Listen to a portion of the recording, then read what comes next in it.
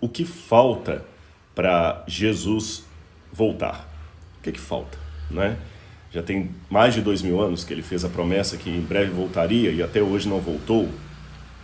E até quando nós vamos ficar neste mundo, enfrentando sofrimentos, desapontamentos, orando, pedindo a Deus por proteção, porque estamos sempre cercados de perigos? Até quando nós vamos orar de olhos fechados? Isto mesmo, orar de olhos fechados, porque a promessa bíblica é que nós estaremos com Deus. E se vamos estar com Deus, nós vamos poder falar com Jesus face a face. Através da presença do Cordeiro ali na Nova Jerusalém, nós nunca mais teremos que pedir proteção. Não fará mais sentido dizer a alguém, vá com Deus, fique com Ele, porque Deus estará realmente, sensivelmente conosco, presente em toda parte. Hoje nós temos a presença de Deus sentida pela fé, mas em breve sentiremos fisicamente a presença de Deus. Vamos dar aqui o nosso bom dia, paz do Senhor, a Marcilene, paz do Senhor, Marcilene, acho que é Marcilene mesmo. Valdeci também, bom dia a todos, bom dia, Valdeci. Kelly, amém, amém, Kelly. Mateus Muniz, mais uma live abençoada do professor, a Deus toda a glória. Douglas Lima, feliz sábado. Vera Giora, deve ser Giora, será que é judia? Giora é um sobrenome judeu, está escrito Giora, mas deve ser Giora, não sei se pronunciei correto. Vamos aqui mais, Alex Missões, bom dia, professor daqui da África. Eu já ia perguntar para pessoas que estivessem fora do Brasil nos acompanhando. Então vamos ver aqui, nós temos Marcele, quem mais? Temos aqui Adriele Silva, bom dia, sou de Juiz de Fora, Minas Gerais, Juiz de Fora. Bom dia, paz do Senhor Jesus. Eva Paula, 14, bom dia, Eva. E pessoal, não deixe de clicar também, obrigado pelos coraçõezinhos aqui, já me disseram que isso é bom, não sei como, mas é bom quando vocês clicam nos coraçõezinhos, mas cliquem também no aviãozinho aí para convidar outras pessoas para estarem conosco, tá bom?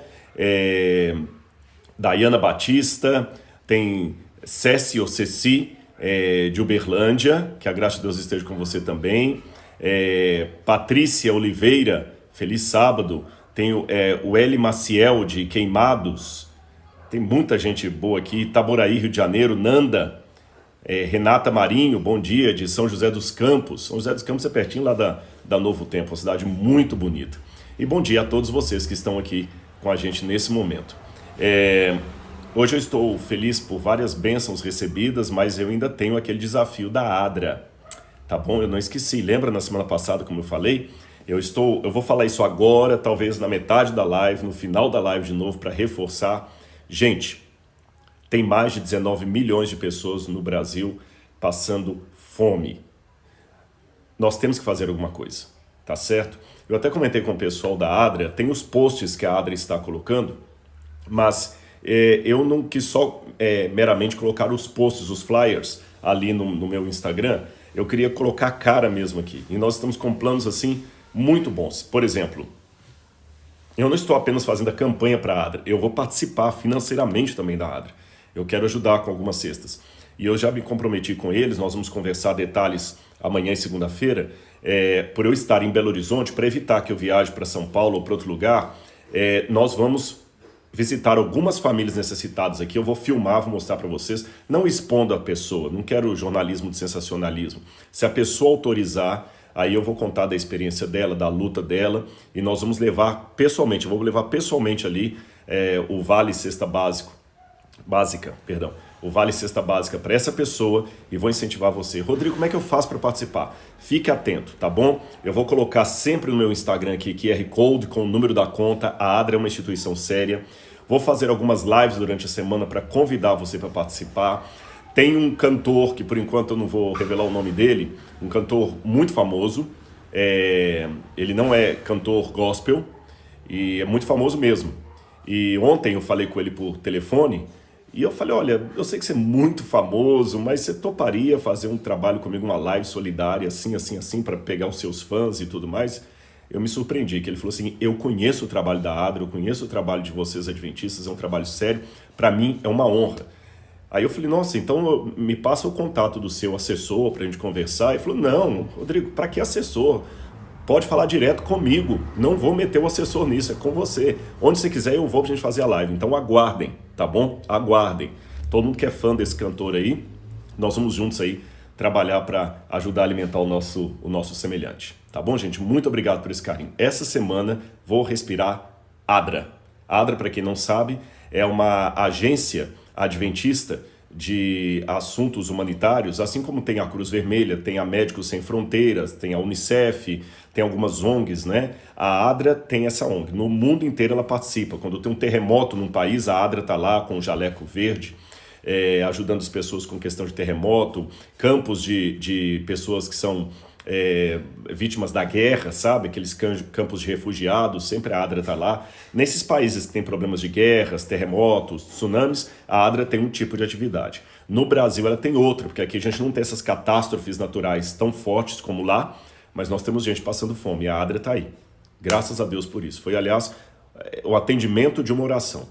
Porque eu falei com vocês na semana passada como eu fiquei com vergonha de mim mesmo. Você está aqui me seguindo no Instagram, muita gente está seguindo o meu canal, está inscrito no meu canal, e eu podia movimentar toda essa gente aí para ajudarmos de maneira conjunta a mitigar um pouco da fome no mundo, tá bom? Então convide seus amigos aí, aperte no aviãozinho, que eu vou orar e a gente vai começar a ler a palavra de Deus, hoje falando o que falta para Jesus voltar. Vamos orar então a Deus? Querido Senhor, amado Pai, em nome de Jesus, nós estamos agora para começar a ler a Tua Palavra. Que o Teu Espírito esteja conosco, que o Teu Espírito fale ao nosso coração e ajuda-nos, Senhor, a amar o nosso semelhante, como o Senhor mesmo nos amou, e amar a Ti, Deus Criador, acima de todas as coisas. Que este seja o resumo dos mandamentos na nossa vida, em nome de Jesus. Amém, Senhor. Muito bem, meus queridos. A breve volta de Jesus, eu vou desligar aqui os comentários, mas uma vez obrigado a todos que estão com a gente aqui, viu? Vamos ver aqui, desativar os comentários, muito bem. Mas continua enviando o aviãozinho para convidar as pessoas. A promessa da segunda vinda de Cristo é um dos assuntos mais repetidos na Bíblia Sagrada. Há mais de 2.000 e tantas referências diretas ou indiretas à volta de Jesus, ao juízo final, em toda a Bíblia, tanto no Antigo como no Novo Testamento. Mesmo antes de Cristo vir ao mundo na pessoa de Jesus, já havia os profetas falando do grande dia do Senhor. Aliás, tem algumas expressões na Bíblia, eis que vem o dia do Senhor, e não se refere ao dia de guarda, o sábado. O dia do Senhor ali se refere ao dia do acerto final de contas, em que Deus virá, diz que o sol se escureceria antes desse dia, conforme a profecia de Joel. Vem o Senhor e não guarda silêncio. Tem muitas passagens da Bíblia que falam do dia do acerto final de contas, do acerto de contas, o acerto final. E quando chegamos no Novo Testamento, Jesus coincide com o acerto final das contas com o dia da sua vinda a esse mundo. Só que algumas coisas nos confundem ali na Bíblia. Em primeiro lugar, que lá fala, Jesus em breve voltará. Quão breve é esse breve? Eu confesso para vocês uma certa frustração teológica particular. Frustração. Eu não disse falta de fé, uma perda de esperança, nem muito menos uma dúvida com relação às promessas bíblicas. Mas é uma frustração, que você vai entender. Quando eu conheci que Jesus em breve voltaria, na verdade, foi até antes de ler na Bíblia, através dos adventistas sobre a volta de Jesus, eu já tinha uma noção da volta de Cristo, porque, não me perguntem como, no meu livro O Ceticismo da Fé, até tem um capítulo que eu menciono esse sonho de criança. Eu me lembro que deveria ser antes dos 5 anos de idade, porque eu não tinha ido para a escola ainda. E eu sonhava que eu estava numa casa e havia uma senhora de idade comigo nessa casa e começou a chover pedras e as pedras batendo no telhado e eu com aquele medo, e a senhora falou comigo assim, não tenha medo, é Jesus que está voltando, é Deus que está voltando. E quando eu saí eu devia ter uns 4, 5 anos de idade, quando eu saí da casa, interessante que os sonhos não permanecem tanto tempo na mente, mas isso eu ainda lembro. Eu saí da casa e olhava para o céu e vi a silhueta de um homem com vestes longas, mas a silhueta ele não era branco, era uma nuvem cinza, mas ele regia, como se fosse uma orquestra mexendo assim os braços, aquela silhueta assim com eu lembro bem detalhe da veste bem longa dele. E a frase da mulher, viu? É Deus que está voltando, é Deus que está voltando. Depois disso eu me lembro que numa velha Bíblia em minha casa, que essa Bíblia foi destruída quando eu resolvi vir para a igreja, mas isso é uma história que eu conto noutra ocasião, tinha dentro um folheto alaranjado com o nome urgente. Aí quando eu já estava na escola lendo, eu lembro que ficava juntando as sílabas urgente. E quando eu abri aquele folheto, tinha uma imagem da volta de Jesus. Eu ficava namorando aquilo ali igual adolescente, olhando a fotografia da namorada, sabe? O Instagram dela. Eu olhava os detalhes e reolhava, eu decorava cada detalhe ali daquela cena. Me imaginava ali Jesus voltando. E o folheto no verso dizia alguma coisa mais ou menos assim, você já viu essa cena, percebe o que ela está mostrando? Olhe outra vez.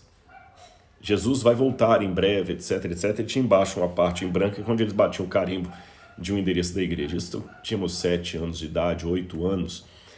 Depois, eu lembro que a gente ia à casa de um amigo, André Luiz, nem sei para onde anda, isso era da época do primário. A gente ia fazer exercício e a mãe dele tinha um livro, Vida de Jesus lá, que ela tinha comprado de vendedores de porta em porta. E nesse livro também tinha no final uma imagem da volta de Jesus, que eu ficava comparando com o folheto. E anos depois disso, quando eu já estava com 13 anos de idade, eu me tornei adventista.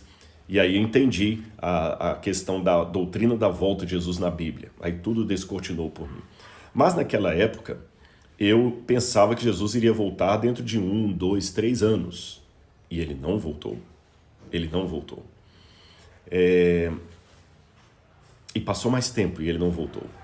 E surgiu toda uma efervescência que no ano de 2000 ele voltaria, o mundo, até tinha um adágio, 1000 passará, 2000 não chegará, e nós já estamos em 2021, ele não voltou.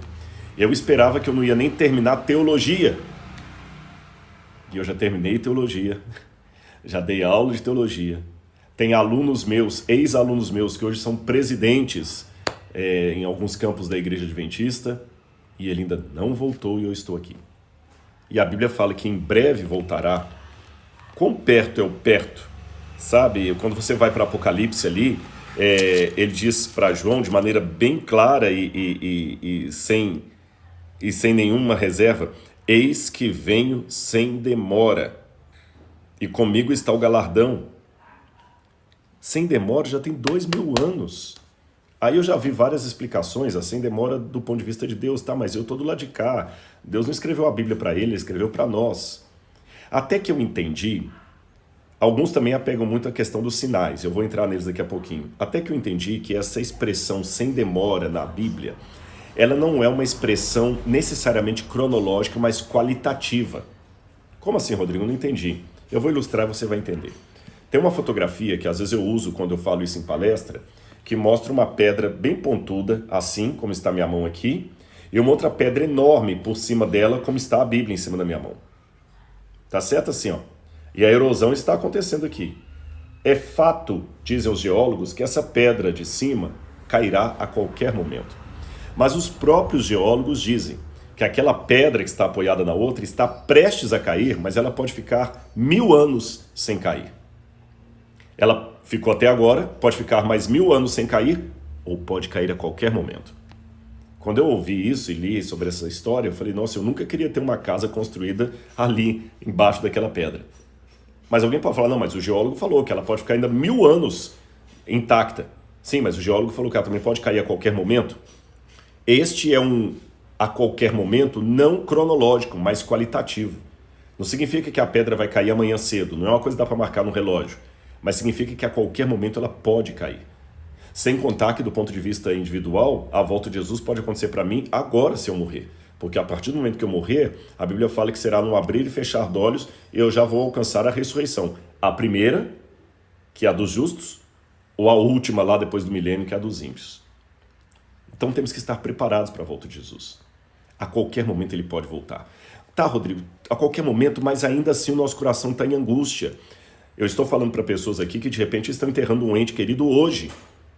Você deve estar agora, você entrou agora acidentalmente no Instagram e começou a pegar essa mensagem, e agora eu quero falar com você. Você deve estar assim: Rodrigo, nesse momento eu acabei de receber a notícia que meu tio, meu pai, meu primo, meu filho precisa ser entubado e não há vaga para ele em hospital da região, eu estou desesperado. O que eu faço? Eu nem sei porque que eu estou aqui assistindo isso, eu devia estar correndo, tentando ligar para um lugar e para o outro. Deixa eu falar uma coisa para você. A esperança da volta de Jesus não é uma coisa inócua. Ela tem sentido. Ele vai voltar. Tá, e por que ele ainda não voltou? O que falta? Bom, vamos abrir a Bíblia comigo no Evangelho de Lucas, capítulo 21. A primeira coisa que eu me chama a atenção quando eu leio o capítulo de Lucas capítulo 21, é que Lucas fala, por exemplo, no verso 10. Nação se levantará contra nação, reino contra reino, haverá grandes terremotos, epidemias e fome em vários lugares, coisas espantosas e também grandes sinais vindos do céu. Realmente é o que nós estamos vendo agora: terremotos, grandes terremotos, epidemias, ó, o Covid aí, coisas espantosas. E isso tudo Jesus começou a contar respondendo a uma pergunta dos discípulos, que no verso 5, quando eles estavam vendo o templo, eles disseram assim: alguns falavam a respeito do templo, como estava ornado de belas pedras e dádivas. Então Jesus lhes disse: vocês estão vendo essas coisas? Virão dias em que não ficará pedra sobre pedra que não seja derrubada. Perguntaram a Jesus: mestre, quando será isto? E que sinal haverá quando essas coisas estiverem para acontecer? Aí Lucas apresenta as respostas de Jesus. Quando você vai para Marcos capítulo 12, o mesmo texto também é repetido. E também em Mateus capítulo 24, que se tornou o mais famoso dos 3 relatos da volta de Jesus. Aí alguém pode estar me perguntando do outro lado: espera aí, Rodrigo, para só um pouquinho, para, senão nem vou continuar ouvindo sua mensagem. Eu já não caio mais nessa de pegar a passagem da Bíblia sobre epidemia e falar que isso é sinal seguro de que Jesus em breve voltará. Sabe por quê? Você leu aqui epidemias e já lembrou do Covid. Mas se eu estivesse lendo essa Bíblia na Idade Média, eu leria epidemia e já apontaria para a febre negra, para a peste negra. Você sabe, a peste negra foi aquela doença vinda da urina do rato, da leptospirose, mas não tinham sido ainda não tinha entendido a razão dela, e milhões de pessoas morreram na Europa na Idade Média por causa da peste negra. Se eu estivesse lendo Lucas na época 21, na época da Idade Média, eu ia olhar para a peste negra e falar assim: olha, Jesus está perto de voltar, porque realmente tem uma peste aí. Se eu estivesse, uma epidemia, se eu estivesse lendo isso aqui na época da gripe espanhola, eu também estaria falando: ó, Jesus está perto de voltar, porque falou que ia ter epidemias. Se eu estivesse lendo na época do século XVIII, 1755, quando todo mundo estava assombrado com um grande terremoto de Lisboa, olha, haverá grandes terremotos, Jesus vai voltar a qualquer momento, porque tem terremoto. Só que o terremoto de Lisboa foi no século XVIII, nós estamos no século XXI, e ele não voltou ainda. A peste negra ficou séculos no passado e ele não voltou ainda. Então quem te garante que eu apontar terremotos, guerras e falsos profetas hoje também, indicação que Jesus em breve voltará? Essas coisas sempre existiram. É verdade.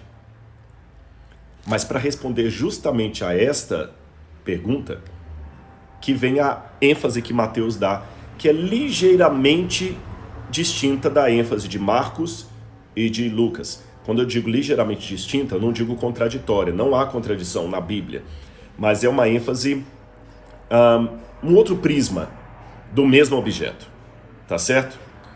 Se você tiver uma Bíblia aí, abra comigo para você ver uma coisa que acontece. Mateus capítulo 24, a mesma coisa, os discípulos saem, Jesus fala que o templo seria destruído de Jerusalém, e eles perguntam: Senhor, quanto será essas coisas, ou seja, a destruição do templo, e que sinal haverá da tua vinda?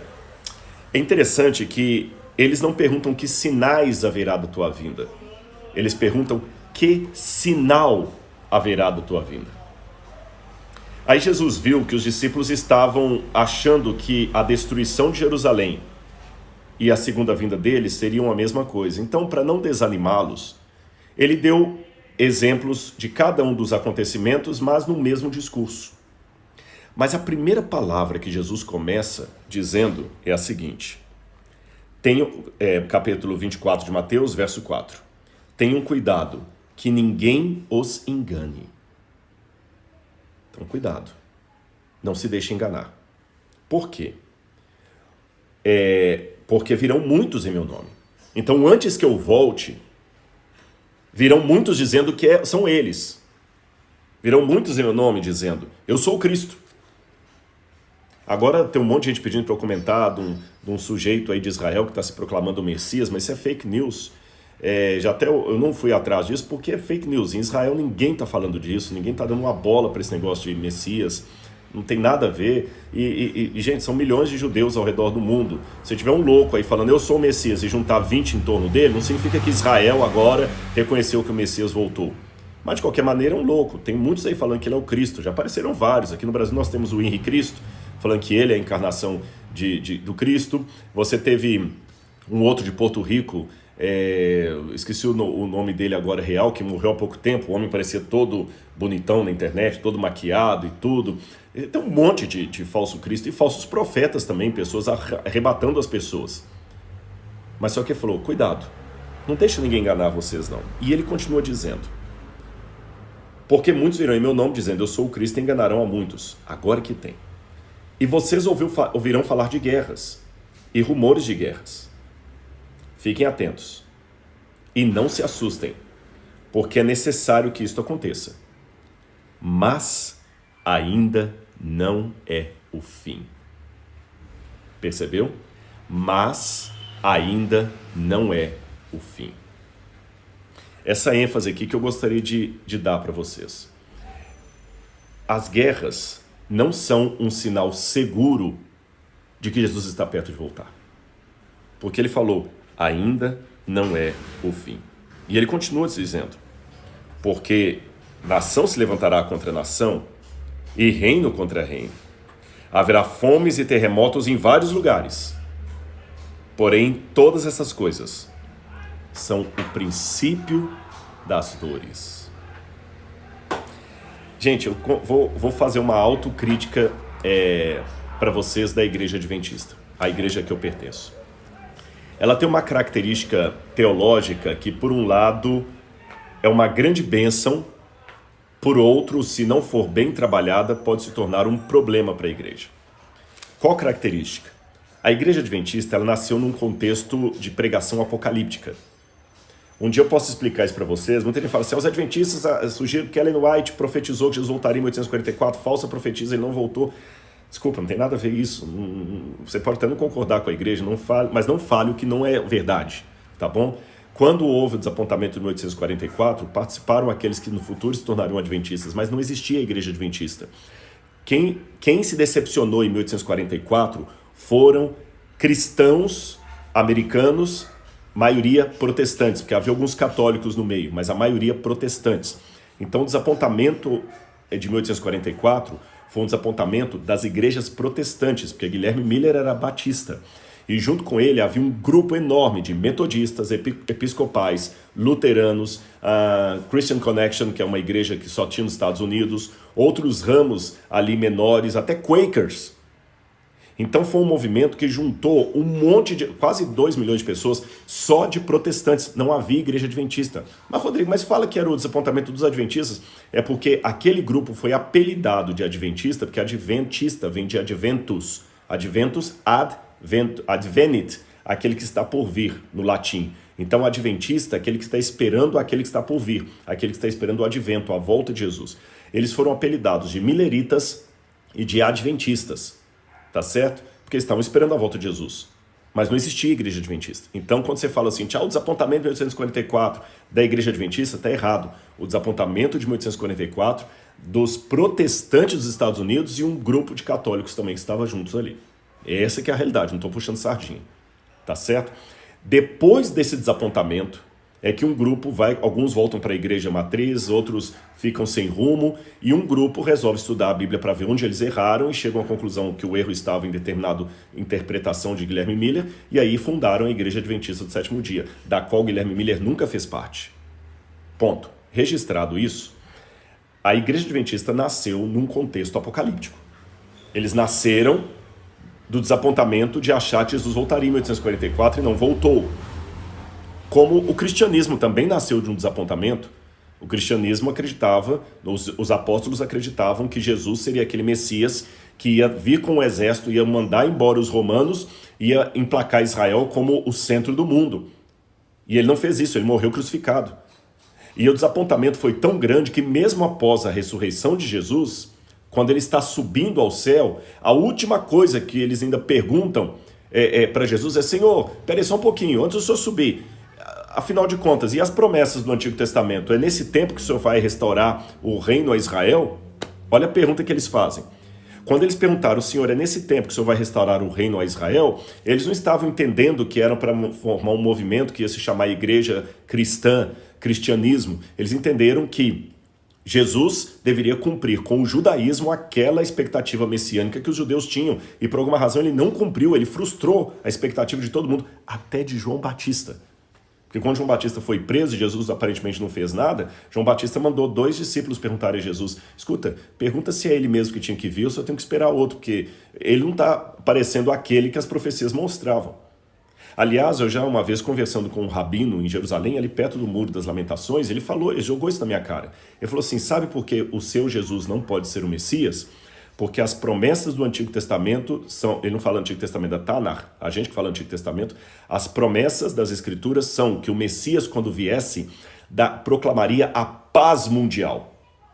O Messias de vocês não trouxe a paz mundial, as guerras continuaram existindo, ele não restaurou o reino a Israel, ele não cumpriu aquilo que os judeus estão esperando que o Messias cumpra quando ele vier. Então, ele é um falso profeta, ele é um falso Messias. Porque se ele fosse o verdadeiro Messias, ele não cometeria um erro desse de não cumprir as profecias do Antigo Testamento. Eu conversei longamente com ele, a gente terminou amigo e tal ali, mas eu estou mostrando para você que a mesma acusação que eu tenho como adventista, que o adventismo surgiu de um erro, de uma falsa profecia, o cristianismo tem para alguns rabinos também, que nós também é uma falsa profecia. A gente acreditou que Jesus era o Messias, quando viu que ele não era, inventou a história da ressurreição para poder maquiar a situação. E a mesma coisa falam os adventistas, profetizaram José voltar, quando erraram, a inventar essa história de santuário celestial. A mesma coisa, tá bom?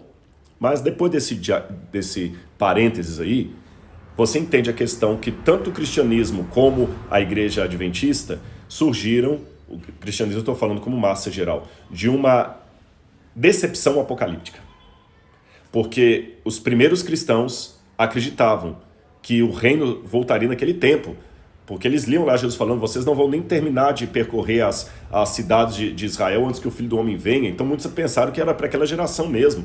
Paulo, que era tão desenvolvido teologicamente, falou assim: olha, depois nós, os que estivermos vivos. Então ele mesmo esperava a volta de Jesus para aquele tempo, e Jesus não voltou. A igreja adventista também esperava a volta de Jesus para aqueles tempos, e não voltou. Como a igreja surge nesse ambiente apocalíptico, isso foi por um lado bom, tanto para o cristianismo primitivo quanto para a igreja adventista, porque a iminência da volta de Jesus dá para você um senso de missão, sabe? Aquela questão de urgência, eu tenho que falar. É mais ou menos como uma história que contaram de um tsunami, que a menininha, ela viu quando o mar recuou. Desculpa que está passando o caminhão do lixo aqui. O mar recuou tremendamente, todo mundo achou lindo o mar. Perdão, pessoal, mais uma vez você sabe, né? Ambiente não controlado, é isso aí. Mas eu espero que não desvie a atenção de vocês.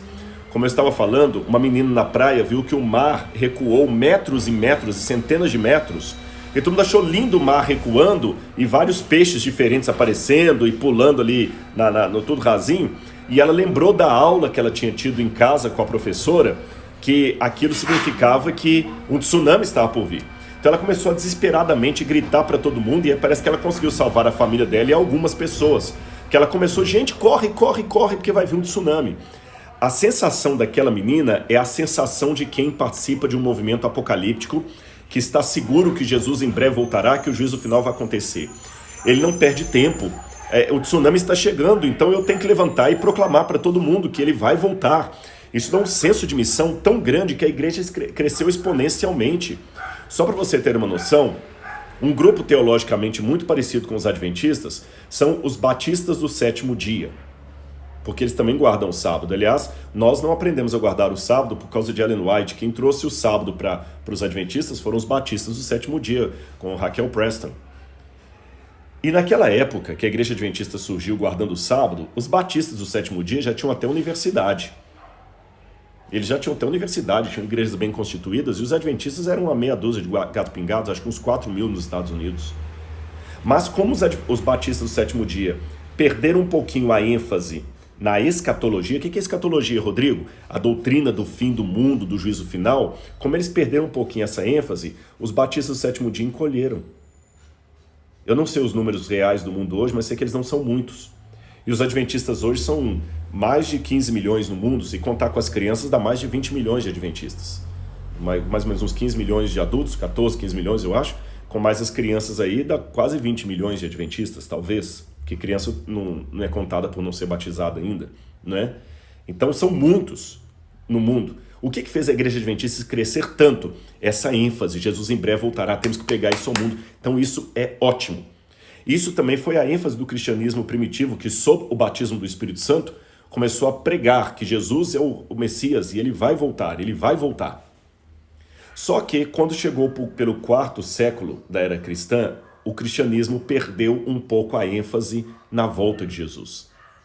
Não perderam a crença que Jesus iria voltar, mas ela se resumiu a um apêndice do credo apostólico. Creio em Deus Pai Todo-Poderoso, Criador dos céus e da terra, creio em Jesus Cristo, seu único Filho, aí fala no final que está sentado à direita do poder, de onde há de vir a julgar os vivos e os mortos, que quem é católico conhece. Mas a volta de Jesus ficou agora limitada a um apêndice do credo, não é mais uma proclamação que as pessoas fazem a plenos pulmões. A bem da verdade, tem alguns padres agora da Canção Nova, padre Jonas Abib, que estão pregando com força a volta de Jesus. Mas são minoria. Normalmente, quantos católicos que estão me assistindo aqui que ouvem um padre na missa fazer um sermão sobre a volta de Jesus? Não menciona, não menciona. Perdeu. E essa perda de referência pela segunda vinda de Cristo faz a igreja se tornar um pouco mais mundana, como dizia o meu ex-professor e falecido padre João Batista Libânio. A igreja troca as catacumbas da perseguição pelos palácios da riqueza. Então é muito importante ter essa ênfase da breve volta de Jesus. Mas ela traz um problema. Se não for bem equilibrada. Qual o problema? É que eu posso ficar tão atento à segunda vinda de Cristo que eu esqueço da vida daqui a agora. Há esse risco. Há esse risco de, na igreja adventista, falarmos tanto assim do anticristo, dos tempos finais, que, por exemplo, numa situação como esta agora, eu tenho 19 milhões de pessoas passando fome no Brasil e eu ficar só falando que Jesus vai voltar. Não, na volta de Jesus não haverá mais isso, na volta de Jesus não haverá mais isso. Olha, Jesus vai voltar porque haverá guerras, terremotos, tá? E a pessoa está lá com fome e eu estou falando com ela que Jesus vai voltar. Tem uma passagem da Bíblia até muito irônica que fala o seguinte, amaldiçoando aquele que o seu irmão vem pedir pão e ele fala, vá em paz. Traduzindo em linguagem de hoje, o meu irmão vem pedir pão e eu falo assim, eu vou orar por você. Eu vou orar por você.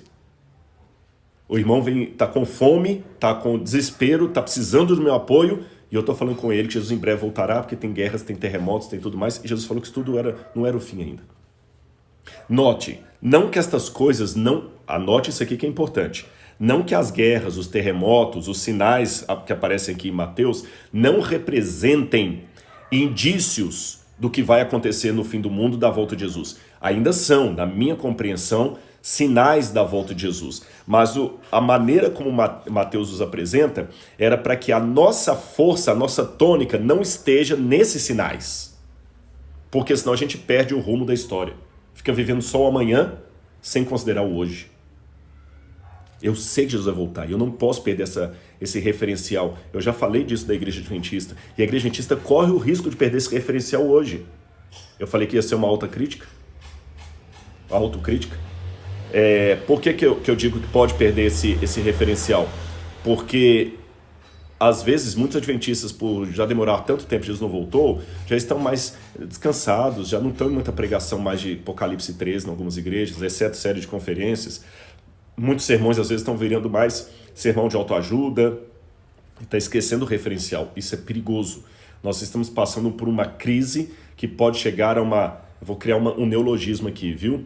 Uma desapocalipsização da igreja. Um palavrão, né? Mas você entendeu o sentido. A perda do referencial apocalíptico da igreja. Mas, como eu falei, era uma autocrítica. Eu tenho que manter viva a chama da crença da volta de Jesus, mas eu não posso deixar que esta chama ofusque o dever do agora. Vou continuar lendo para você. É interessante que Jesus falou que estas coisas não seriam o fim,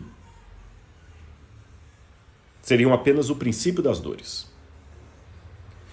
Quando Jesus falou isso para os discípulos, eles mesmos atrelavam a vinda do Messias a muita guerra, conflito. Lembra que eu falei com vocês que eles estavam esperando um Messias que viesse com um exército poderoso, expulsasse os malditos e odiados demônios romanos e trouxesse a paz mundial através de Israel como sendo o reino maior do mundo? Lembra disso? Aí Jesus fala com eles assim, calma, a minha vinda não tem nada a ver com guerra humana, nem com terremotos. Porque eles pensavam que o Messias ia proclamar um terremoto que ia destruir Roma. Havia muita interpretação judaica daquela época nesse sentido. Ele falou, calma, não é assim que vai ser. Eu vou vir com poder e grande glória, mas a intervenção não vai ser desse jeito que vocês estão pensando, olhando para os negócios desse mundo. Aliás, até uma notinha de rodapé aqui, tem uma passagem do Talmud que me chamou muito a atenção, que era um debate dos rabinos sobre como viria o Messias. Em glória e majestade, como aponta o livro de Daniel, ou humilde num jumentinho, como aponta o livro de Zacarias. E os rabinos não sabiam entender. Afinal de contas, ele virá humilde montado num jumentinho, ou virá em glória e majestade, como diz Daniel? Ora, a resposta que Jesus dá, ele virá das duas maneiras. Na primeira vinda dele, ele veio humilde no jumentinho, como ele entrou em Jerusalém. Mas na segunda vinda dele, ele virá com poder e grande glória. Agora, de que maneira que ele não virá com um exército humano, para, através de política humana, resolver os problemas desse mundo, como esperavam os discípulos. Então, eles ficavam, todo judeu da época de Jesus que estava aguardando a vinda do Messias, ficava olhando para os acontecimentos externos a Israel como sinais, indícios de que o Messias estava chegando, uma derrocada em Roma, um terremoto que provocou o prejuízo de Roma, uma praga que caiu numa cidade. Olha, o Messias está por vir, o Messias está por vir. E Jesus quis mostrar que não são sinais externos ao povo de Deus que indicarão que ele está por vir. E aqui que vem o ponto. Porque a semelhança dos judeus do primeiro século, a semelhança dos discípulos de Jesus, nós, sejamos adventistas ou irmãos de outras igrejas que acreditam na volta de Jesus, ou que pelo menos ouviram falar da volta de Jesus, estamos sempre com o olhar debruçado sobre a janela, percebendo o que está acontecendo fora do povo de Deus, como indicativo claro, inequívoco, de que Jesus está perto de voltar. Eu mesmo admito para vocês que eu tenho esse sotaque, esse ranço na minha fala. Olha, Jesus está perto de voltar. A gente conversa com algumas pessoas mais velhas. Olha esse mundo, meu pai já dizia que a gente ia vir coisas absurdas, né, terríveis. A gente está vendo agora, Jesus vai voltar. Olha, Jesus vai voltar, porque agora está uma coisa terrível no mundo. O filho não está respeitando o pai não está respeitando o filho. Jesus vai voltar. Eu confesso a vocês que eu estou começando a mudar um pouco minha fala. Porque Jesus falou que isso aqui, apesar de serem indicativos, indícios da volta dele, isso aqui ia acontecer durante toda a época. Ele mesmo falou, olha, vocês irão falar de guerras, rumores de guerras, mas isso não é o fim. Isso é apenas o princípio das dores. Não é o fim. Então, se não é o fim, quando eu vir guerras, terremotos, aquilo vai me lembrar que Jesus vai voltar, mas não vai me garantir que ele está voltando agora. Rodrigo, você está dando um nó na minha cabeça, que toda vez que eu dei estudo bíblico, a minha ênfase era em terremotos, essas coisas. Tudo bem, não é que você ensinou heresia, não. Isso está na Bíblia. Mas a ênfase da brevidade da volta dele não são esses eventos externos. Então a questão não é eu ficar olhando pela janela o que está acontecendo nos Estados Unidos, o que está acontecendo no Vaticano, o que está acontecendo na Bolsa de Valores como indicativo. É lógico, você vai encontrar sermões meus na internet onde eu faço uma leitura sociológica do que está acontecendo no mundo agora e de maneira sociológica eu chego à conclusão que o mundo está realmente preparado agora para que o anticristo assuma o governo mundial. Eu tenho muitos indícios disso. Pela primeira vez, vou dar uns 2 ou 3 aqui para recapitular, mas você pode assistir esses sermões meus, estão aí no meu canal do YouTube, na Igreja Adventista, em algumas semanas de oração que eu fiz sobre o Apocalipse. Eu vou dar alguns sinais para vocês aqui, alguns indícios que me mostram que agora, mais do que nunca na história, o mundo está política e socialmente preparado para que Jesus volte nos próximos anos, no próximo decênio. Quer exemplos? Vamos lá. Sempre houve epidemias no mundo, mas pandemia, no sentido literal da palavra, é a primeira vez. Eu sei que alguém pode falar, Rodrigo, desculpa, não fala bobagem, não, eu sou médico, há outras pandemias registradas na história, você não fala do que você não sabe. Com todo respeito, pandemia é a primeira vez, eu insisto, e vou explicar por quê. Eu já lecionei história, e a gente falava da Primeira e Segunda Guerra Mundial. Mas, literalmente falando, não foi uma Primeira Guerra Mundial, porque nem todos os países do mundo estavam envolvidos. Nem a Segunda Guerra Mundial foi de fato mundial, apesar de ter esse título. Tá certo? Apesar de ter esse título. O Sudão não participou da Segunda Guerra Mundial. A Nigéria não participou da Segunda Guerra Mundial. O Nepal não participou da Segunda Guerra Mundial. A Índia não participou da Segunda Guerra Mundial. Então a Segunda Guerra Mundial, aliás, ela foi ambientada na Europa. O Brasil mandou expedicionários para a Segunda Guerra Mundial, mas aqui não teve uma bomba que caiu aqui. Tem uma história mal contada de um navio que foi torpedeado lá em Recife, que acham que eram alemães, etc. Mas, de qualquer maneira, nenhum cidadão brasileiro teve que ter uma casa derrubada por uma bomba que caiu do céu. Então a Segunda Guerra Mundial não foi de fato mundial. E quando eu vou ao dicionário, eu descubro que a diferença de epidemia para pandemia é que a epidemia é regional, a pandemia é mundial. E pela primeira vez na história, eu tenho uma tragédia que é de fato mundial. Não houve um país que ficou sem usar máscara. Não houve um país que ficou numa situação confortável que dispensasse o uso da vacina ou dos remédios. O Irã está tendo a crise do Covid e a África do Sul também. E o Afeganistão também. E o Iraque também. E Israel também. Estados Unidos também. Luxemburgo também. Países ricos, países pobres, países inimigos. Todo mundo está aqui.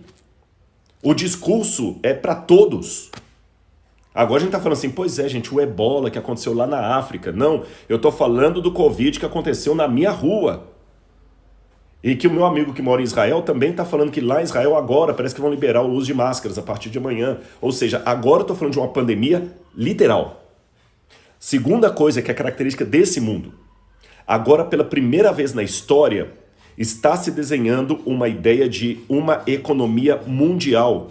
Por mais que os de esquerda não gostem dos de direita, os de direita não apreciem os de esquerda, não gostem também, por mais que uns prefiram o presidente Trump, por mais que outros prefiram o Biden, por mais que alguns sejam católicos, outros protestantes, por mais que alguns sejam muçulmanos e outros judeus, não interessa. Ainda que o Irã queira odiar Israel e tenha o domínio do petróleo junto com a Arábia Saudita, não interessa.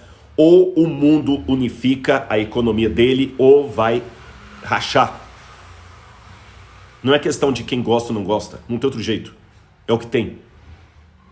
Então, realmente, agora nós temos o caminho preparado para um governo único, mesmo que o de esquerda continue de esquerda, o de direita, o comunista continue comunista, o socialista socialista, o capitalista capitalista, o liberal capitalista, não interessa.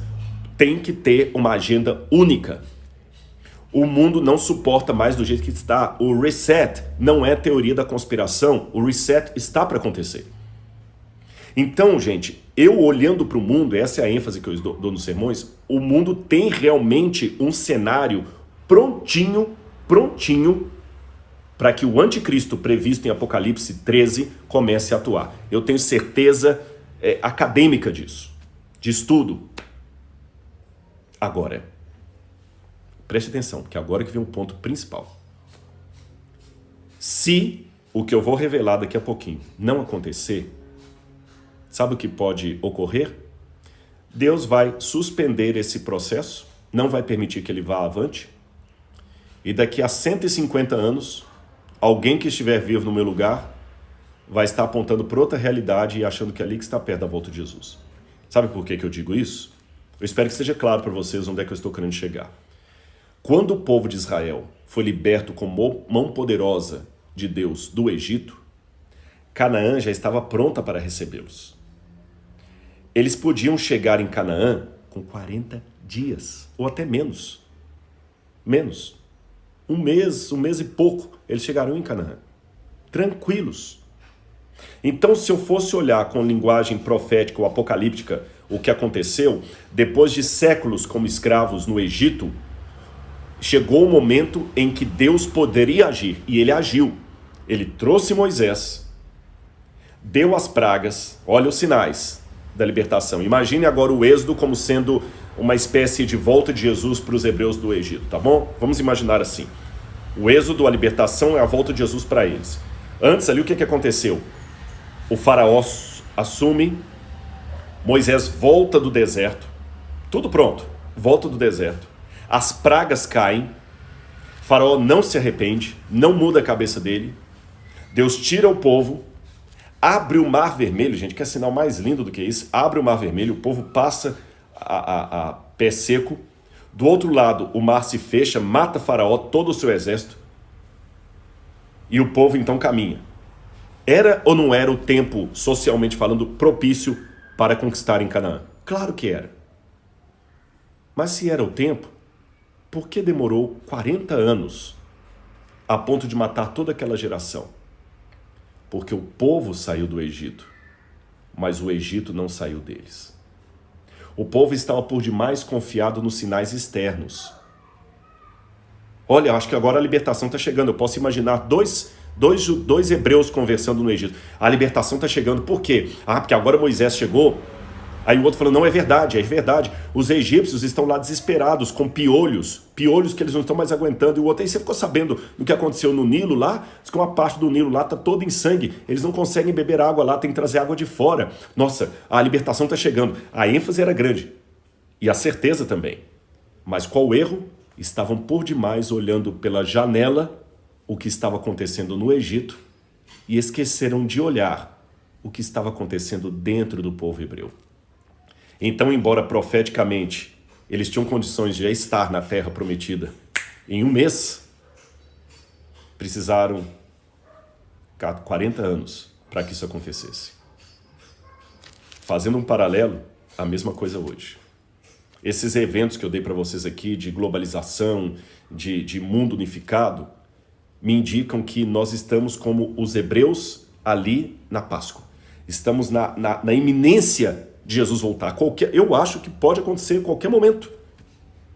Mas se eu ficar demais olhando pela janela o que acontece no Egito e não observar o que acontece aqui dentro, pode ser que mesmo libertos, a gente ainda fique 40 anos vagando nesse deserto do mundo e Jesus não voltou.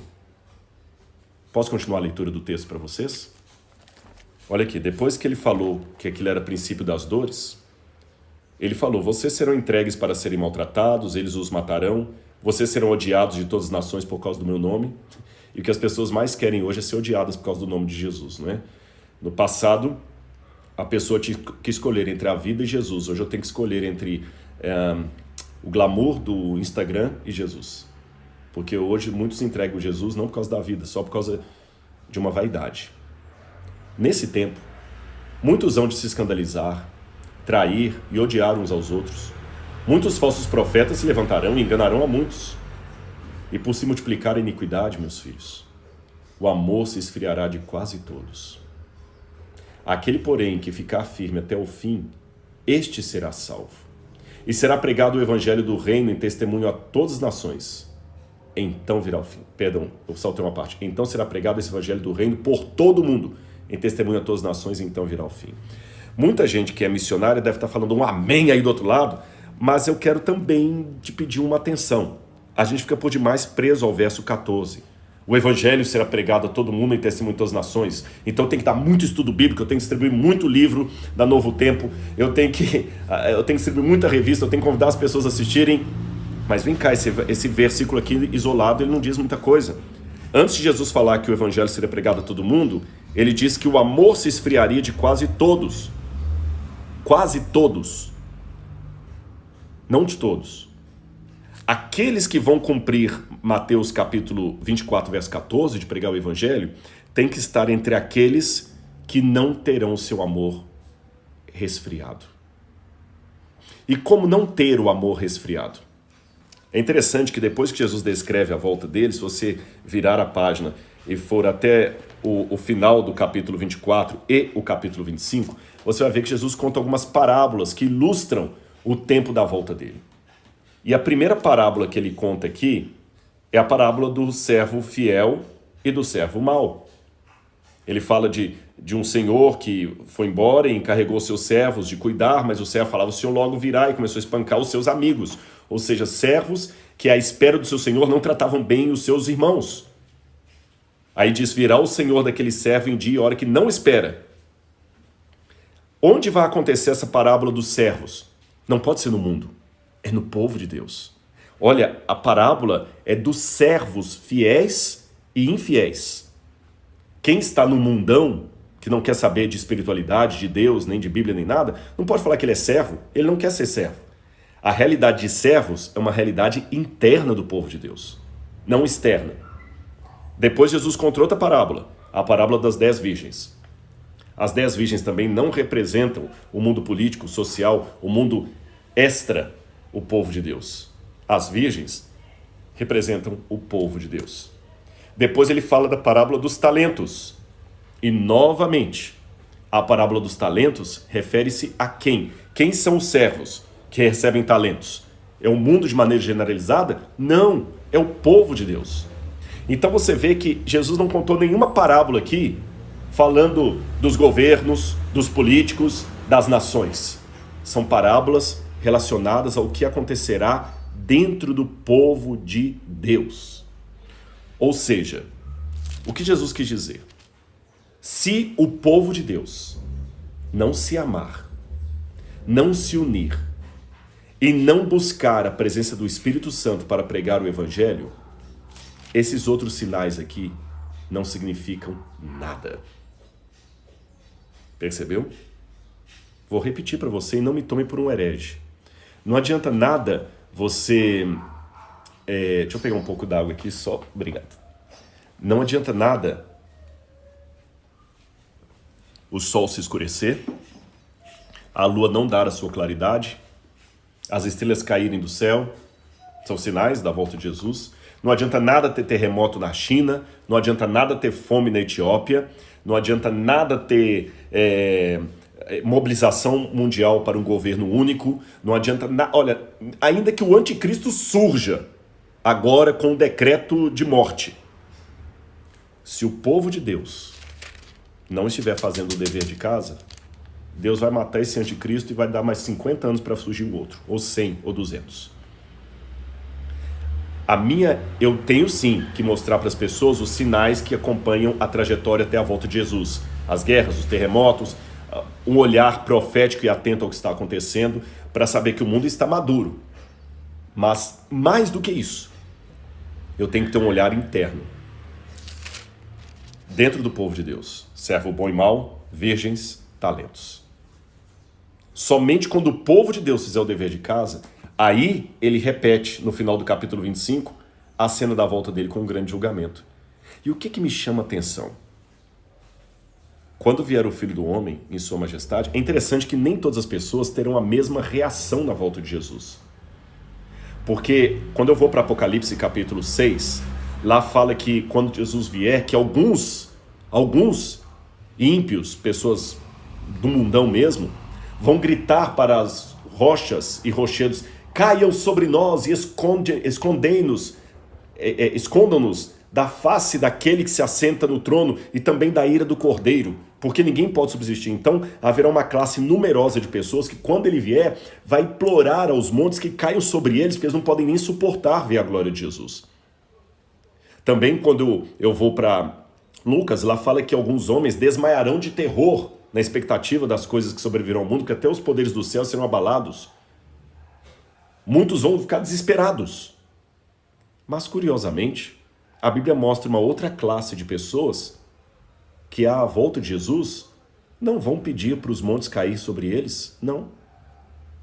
Nem vão desmaiar de terror? Não. Mas também não vão dizer, esse é o Senhor que nós aguardávamos. Pelo contrário, sabe o que eles vão dizer? Senhor, em teu nome eu expulsei demônios. Em teu nome eu fiz curas. E ele falará assim, apartai-vos de mim, malditos, porque eu não vos conheço. Está na Bíblia isso. E um outro grupo vai chegar para ele e falar, Senhor, mas vem cá, isso aqui não está certo, porque em teu nome eu profetizei. E ele falará assim, malditos, eu não conheço vocês. A petulância dos crentes. Nesse aspecto, se me permitem uma digressão aqui psicológica, eu acho os ímpios, no final dos tempos, mais honestos do que os pretensos filhos de Deus. Porque o ímpio, estou falando ímpio mesmo, o Hitler da vida, se tivesse vivo na volta de Jesus, né? Mas alguém do caráter de Hitler, um camarada mau, sem escrúpulos, que estupra criança, que mata inocente, esses tipos de pessoas, ímpias mesmo, eles vão ser mais honestos na volta de Jesus do que os pretensos religiosos. Porque esses na volta de Jesus, os ímpios, eu digo, vão gritar, caia sobre mim, rochedo, porque eu não aguento, eu não vou nem arriscar dizer que eu tenho chance com ele, que eu não tenho. Agora, os pretensos cristãos ou religiosos, que vivem uma religião só de fachada, só de amém, aleluia, e doutrina, esquecendo da piedade que tem que acompanhar essa doutrina, esses com uma arrogância sem tamanho, vão falar, espera aí, por que está subindo ele eu não estou? Olha a audácia. Senhor, em teu nome eu profetizei, em teu nome eu curei. O ímpio pelo menos admitiu que ele não tem chance. Esse ainda quer discutir se não houve um erro de cálculo de Deus. Peraí, senhor, olha direito essa lista aí, vê se eu não estou aí. É impossível, o senhor não vai ser justo se eu não entrar no céu. Eu vou ler nas palavras de Jesus uma das versões desse diálogo dele com esse grupo. E também com o grupo dos salvos. Quando vier, estou lendo Mateus capítulo 25, versos 31 em diante. Quando o Filho do Homem vier em sua majestade e todos os anjos com ele, então se assentará no trono de sua glória. Todas as nações serão reunidas em sua presença. Ele separará uns dos outros, como o pastor separa as ovelhas dos cabritos. Porá as ovelhas à sua direita e os cabritos à sua esquerda. Então o mestre dirá aos que estiverem à sua direita, venham benditos de meu Pai, venham herdar o reino que está preparado para vocês desde a fundação do mundo. Obrigado, Senhor. E ele continua, porque eu tive fome, e vocês me deram de comer. Eu tive sede, e vocês me deram de beber. Eu era forasteiro, e vocês me hospedaram. Eu estava nu, e vocês me vestiram. Enfermo e me visitaram, preso e foram me ver. Então os justos perguntarão, quando foi, Senhor, que o vimos com fome e lhe demos de comer? Ou quando com sede e lhe demos de beber? E quando foi que vimos o Senhor como forasteiro e o hospedamos? Ou nu e o vestimos? Quando foi que vimos o Senhor enfermo ou preso e fomos visitá-lo? O rei respondendo lhes dirá, em verdade lhes digo, ainda que o fizerem a um desses meus pequeninos irmãos, foi a mim que o fizeram. Então o rei dirá também aos que estiverem à sua esquerda, afastai-vos de mim, malditos, para o fogo eterno, preparado para o diabo e seus anjos, porque eu tive fome e vocês não me deram de comer, tive sede e vocês não me deram de beber, estive sendo forasteiro e vocês não me hospedaram, estando nu vocês não me vestiram, achando-me enfermo e preso vocês não foram me ver. E eles perguntarão, quando foi que vimos o Senhor com fome, com sede, forasteiro, ou nu, ou enfermo, ou preso, e não o socorremos? Aí Jesus repete, em verdade vos digo que sempre que deixaram de fazer a um dos mais pequeninos, foi a mim que o deixaram de fazer.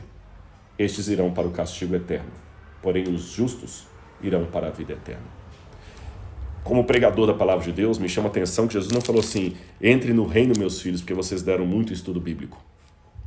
Entrem no reino porque vocês foram fiéis à doutrina, à cristologia bíblica. Então quer dizer, Rodrigo, que eu posso deixar de pregar a palavra e ser herege? Não, de jeito nenhum. É porque essas coisas, na visão de Jesus, estão incluídas na visão humanitária, no comportamento humanitário. Não adianta nada eu dar o pão para o meu semelhante e não mostrar para ele a esperança da vida eterna. Esse é o ponto. Se eu apenas dou o pão para o meu semelhante, mas não levo através da graça de Jesus a ter uma vida transformada, a conhecer as promessas de Deus para a vida dele, a conhecer as profecias da Bíblia, eu estou fazendo um trabalho porco. Do outro lado, se eu dou as verdades bíblicas para ele, mas não dou o pão, estou igualmente fazendo um trabalho porco. Então nós não temos que ficar agora com uma falsa dicotomia. O que a igreja tem que fazer? Pregar ou ação humanitária? Gente, essa pergunta é estúpida. Seria a mesma coisa de eu perguntar qual asa eu posso serrar do avião antes do voo. Nenhuma das duas. O avião precisa de 2 asas para voar. E a igreja precisa de 2 ações para alçar voo: evangelismo e trabalho humanitário. Qualquer matéria sobre eclesiologia que negue uma dessas asas não alcança voo. E o combustível para colocar esse avião no céu chama-se batismo com o Espírito Santo. Então é jejum, é oração. Dia 1º de maio a Igreja Adventista está proclamando um jejum em todo o Brasil. E nós temos que jejuar pelo nosso país. E nesse jejum não é jejum só para a prosperidade do país, não. Temos que jejuar pedindo a Deus perdão e misericórdia para os nossos pecados.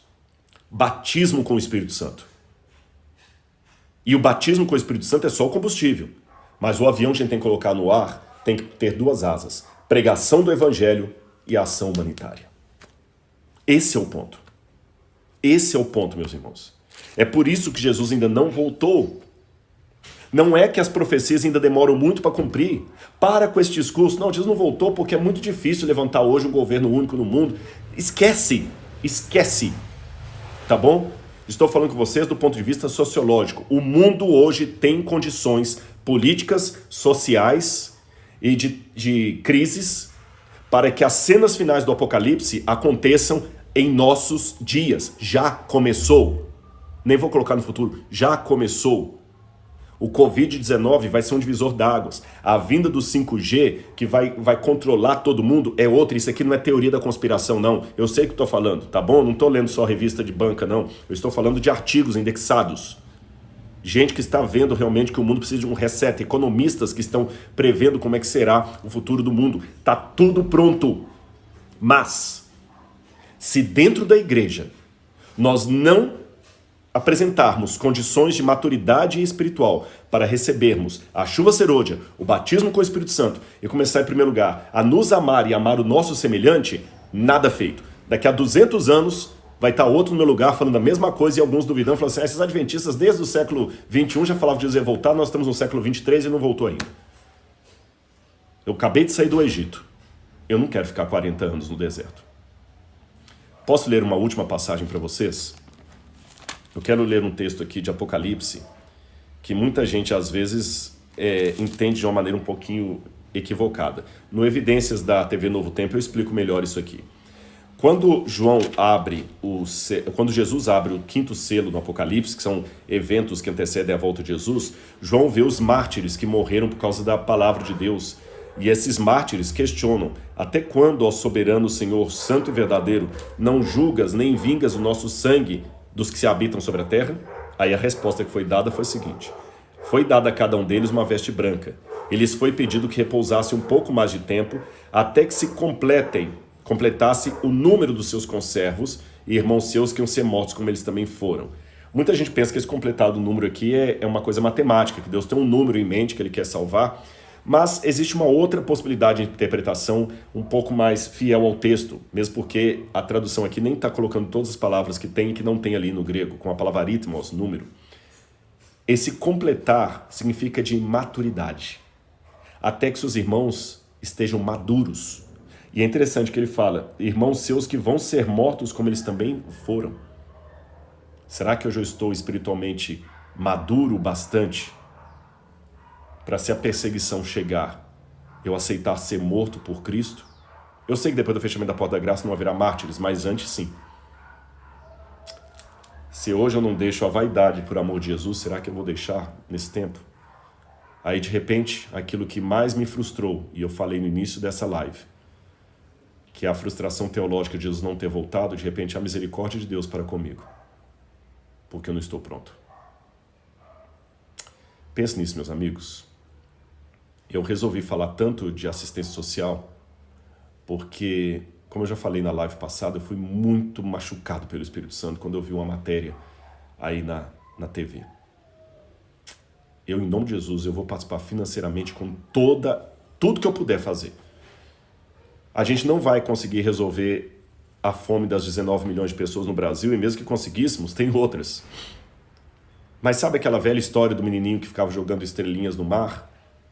Né? E um velho viu, por que você está jogando as estrelinhas na água, meu filho? Ah, porque o sol, elas vêm para cá para a praia, o sol racha, elas morrem aqui, então eu jogo na água para elas voltarem. O velhinho falou assim, mas tem milhares, milhões de estrelinhas do mar aqui na areia, você não vai conseguir resolver a vida de todas. Ele falou, o senhor tem razão, mas fala expressa aqui, e jogou na água. Eu não vou conseguir resolver o problema da fome dos 19 milhões no Brasil. Mas se pelo menos uma família eu conseguir, e conseguir não de maneira desdenhosa, porque eu fiz o mínimo, porque eu fiz o meu máximo, vai valer a pena. Tá bom? Eu posso não ser um empresário tão rico, mas se dentro das minhas posses eu faço o que aquele empresário que é benemérito faz, então está bem. Eu tenho uma pessoa que eu admiro demais, que é o Dr. Milton Afonso. Já ajudou mais de 60 mil alunos a estudarem. Mais de 60 mil. Eu não tenho o dinheiro que ele tinha, que ele tem, aliás, dono da Golden Cross, helicóptero, fazendas, tudo. Mas dentro daquilo que eu tenho, eu posso ajudar como ele ajuda. Tem muita gente que é muito pródigo e me pede, você tem o contato do Dr. Milton que eu quero conseguir uma bolsa. Com quanto que você vai entrar? Com quanto você vai entrar? Ah, que eu tô apertado, rico também fica apertado, meu amigo. Ou você pensa que só porque o camarada é dono da Golden Cross e tem um helicóptero, ele nunca ficou apertado? Lógico, eu conheço a família, eles também ficam apertados, rico também fica apertado. É um aperto diferente do nosso, mas também é apertado. O que você está fazendo pelo seu semelhante? Então, em nome de Jesus, essa semana eu vou respirar Adra. Vou falar da volta dele, mas eu quero contribuir para dar o pão ao meu semelhante. Porque eu amo Deus acima de tudo. E como eu amo Deus acima de tudo, ele mandou que eu também amasse o meu próximo como a mim mesmo. Então, como extensão do amor que eu tenho por ele, eu quero ter a extensão do amor pelo meu próximo. Porque quebra de relacionamento vertical é quebra de relacionamento horizontal. Eu não tenho como ser íntimo de todo mundo, vocês imaginem. Com tantos inscritos no canal, não tem como eu sair distribuindo o meu WhatsApp para todo mundo, para aconselhar todo mundo, não dá para eu fazer isso. Mas dentro do meu universo, dá para eu fazer alguma coisa. E eu acho que é isso que você tem que tentar hoje, tá certo? Eu vou, depois dessa live, eu vou colocar um banner com QR Code, com a conta do não sei se é Bradesco, qual que é o banco que eles usam, a conta da Adra, e você já pode começar a depositar ali. Essa semana toda eu vou pedir dinheiro para a Adra, porque não é para a Adra, é para ajudar as pessoas, tá bom? Se depois dessa live você sentir no seu coração, você já vai lá, vai abrir o seu QR Code, faz o depósito. Aí alguém deve estar falando assim, Rodrigo, mas é sábado, hoje é sábado. Ah, é sábado. É verdade, eu guardo o sábado. Mas eu tenho um problema, porque o mesmo Deus que mandou eu guardar o sábado falou que é lícito fazer o bem aos sábados. Entenderam? O mesmo Deus que mandou eu guardar o sábado falou que se o boi cair no buraco de sábado, pode tirá-lo. Então ele também pode curar uma mulher doente na sinagoga no sábado. Então eu respeito a sua opinião, mas eu no sábado, para esse fim, eu faço um depósito na agência bancária, se for o caso. Porque eu não vou esperar até amanhã não, porque eu posso esperar para depositar segunda-feira ou terça. Mas quem está com fome, ele quer dormir hoje comendo alguma coisa. E nós precisamos montar esses cartões aí para dar a cesta básica. Tá certo? Então, faça o depósito hoje. E essa semana toda você vai me ouvir falando isso. Eu quero incomodar você através do Espírito Santo. Porque eu quero ver Jesus voltando. E eu quero pregar o Evangelho. E eu quero ajudar meu semelhante naquilo que for possível. O que falta para Jesus voltar? O que falta acontecer na minha vida e na sua. Aí ele vai voltar. Ele precisa disso aqui para movimentar os governos do mundo e preparar o cenário final. Pense nisso, meu amigo. Porque, terminando essa fala aqui, eu quero dizer, eu até aproximo mais do celular aqui, do fundo do meu coração, eu não quero mais orar por ninguém no hospital. Não é uma coisa que eu faço com prazer.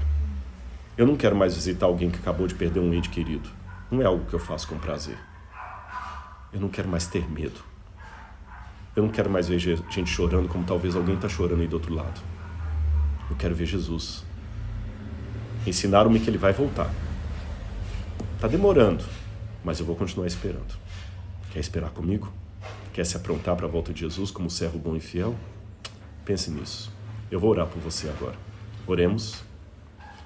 Amado Senhor, em nome de Jesus, nesse momento eu despeço dessa live, pedindo a unção do Teu Santo Espírito para fazermos o Teu trabalho. Dá-nos a chuva serôdia, Senhor.